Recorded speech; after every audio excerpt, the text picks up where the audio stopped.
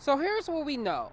The victim and the suspect were at a party together, then they got into a verbal altercation over money, and that's when shots were fired.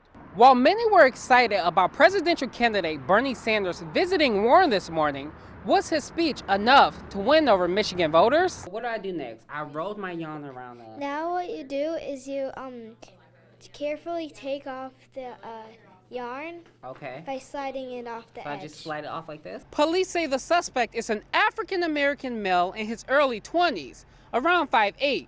If you have seen him, you are asked to call Crime Stoppers at 1-800-SPEAK-UP. Now, with all of the advantages that the new Q line comes along with, some believe that there may be a decrease in individuals choosing to ride the people mover. The 23-year-old victim was possibly selling narcotics before he was shot. Police have just released a sketch of the potential suspect who shot and killed 15-year-old Jada Rankin in October of 2016 while she was leaving her older brother's birthday.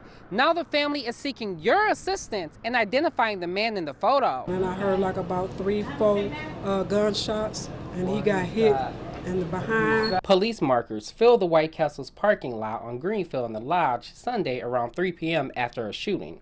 A woman who works next door tells us she witnessed the whole thing. He was limping like he was about to pass out, and I just seen a car pulled up in the parking lot. He jumped in the car, and they pulled off. While police have not confirmed that the man was picked up, they did inform us that the victim and the suspect got into an argument inside of a vehicle. Then the shooter drove off, and the victim never showed up to the hospital or made a police report. The people nowadays have no regard for human life or consequences. Sean Booth and his fiancee visits the White Castle all the time. See, bullets don't have eyes. So I could have been going to White Castle, and I could have been shot just as well. The restaurant is located between two green light locations, but unfortunately, it did not stop the shooting from happening. You'll do something like that in the middle of the day with everybody watching, then you don't care about anything. The drive-thru stayed open throughout the day and employees gave no comment. However, police are still looking for tips. If you know anything, you are asked to call Crime Stoppers at 1-800-SPEAK-UP. On Detroit's West Side, Larry Wallace, Fox 2 News. One of Detroit's busiest streets, Woodward, may become a little more active with the launch of the new Q line.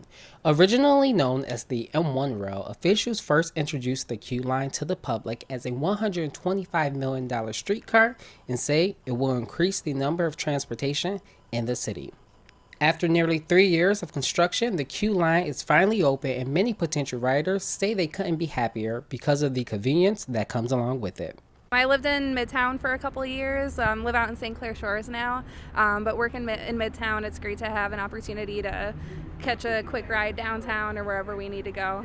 The cars have a colorful exterior with quotes and features modern stopping stations. Some believe that the cars come along with a geographic advantage that other local streetcars don't have.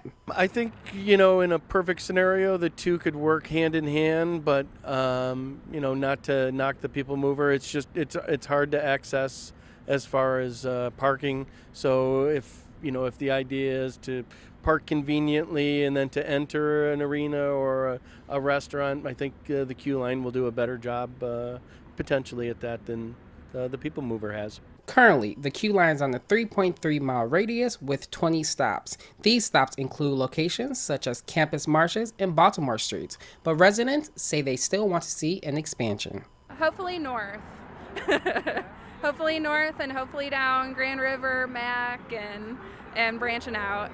For more information on the new Q line, visit QLineDetroit.com. Larry Wallace reporting.